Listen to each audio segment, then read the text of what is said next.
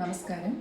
പണ്ട് പഞ്ഞമാസം എന്നറിയപ്പെട്ടിരുന്ന ഒരു കാലഘട്ടമാണ് കർക്കിടകം. നമുക്ക് എല്ലാവർക്കും അറിയാം കർക്കിടകത്തിൽ ആയുർവേദത്തിന് വളരെയധികം പ്രാധാന്യമുണ്ട് എന്നുള്ളത്.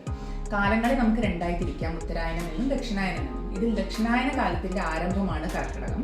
അതുപോലെ ഗ്രീഷ്മ ഋതു, അതായത് വെയിൽ മാറി വർഷ ഋതുവിലേക്ക് മഴയിലേക്ക് വരുന്നൊരു കാലഘട്ടം കൂടെ. ഇത് പ്രത്യേകത എന്താണെന്ന് വെച്ചാൽ നമ്മുടെ പ്രകൃതി അല്ലെങ്കിൽ അന്തരീക്ഷം വിഷമയമാകുന്ന ഒരു കാലമാണിത്.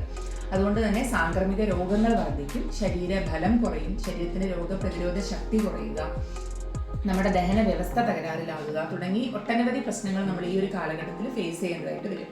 പ്രകൃതിയിലേക്ക് നോക്കുകയാണെങ്കിൽ നമ്മുടെ ഔഷധ സസ്യങ്ങളുടെ വീര്യം കൂടുന്ന ഒരു കാലമാണ് ശരിക്കും കർക്കിടകം എന്ന് പറയുന്നത്. ഇവിടെയാണ് നമ്മുടെ ആയുർവേദത്തിൻ്റെ ഒരു പ്രസക്തി വരുന്നത്.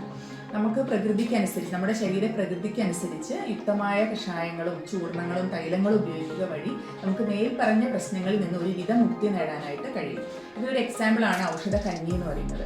ഔഷധ കഞ്ഞി നമ്മൾ ഉണ്ടാക്കുന്നത് എന്താണ്? യുക്തമായിട്ടുള്ള, നമ്മുടെ ഈ ഒരു കാലഘട്ടത്തിന് യുക്തമായിട്ടുള്ള ഔഷധങ്ങൾ ചേർത്താണ് ഔഷധ കഞ്ഞി നമ്മൾ പ്രിപ്പയർ ചെയ്യുന്നത്. ഔഷധ കഞ്ഞി ഒരു നേരമെങ്കിലും സേവിച്ചാൽ നമുക്ക് മേൽപ്പറയുന്ന രോഗപ്രതിരോധ ശക്തി കുറയുക എന്നുള്ളത് ഓവർകം ചെയ്യാൻ, നമ്മുടെ ശരീരത്തിന് ബലം കൂടാൻ, ലഘുത കൈവരാനും, അതുപോലെ ദഹന വ്യവസ്ഥ ഓക്കെ ആക്കാനും ദഹനം സുഗമമാക്കാനൊക്കെ ഔഷധ കഞ്ഞി ഒരു നേരമെങ്കിലും സേവിക്കുക വഴി നമുക്ക് സാധിക്കും. അതുകൊണ്ട് കർക്കിടകം എന്ന് പറയുന്നത് കർക്കിടക ചര്യ, ആയുർവേദ ചര്യ ചെയ്യാനും മരുന്ന് കഞ്ഞി സേവിക്കാനൊക്കെ ഉചിതമായ ഒരു കാലമാണ്. ഇതൊക്കെ ചെയ്യുക വഴി അടുത്ത 11 മാസത്തേക്കുള്ളൊരു ഊർജ്ജം നമ്മുടെ ശരീരത്തിന് ലഭിക്കുകയും ചെയ്യും.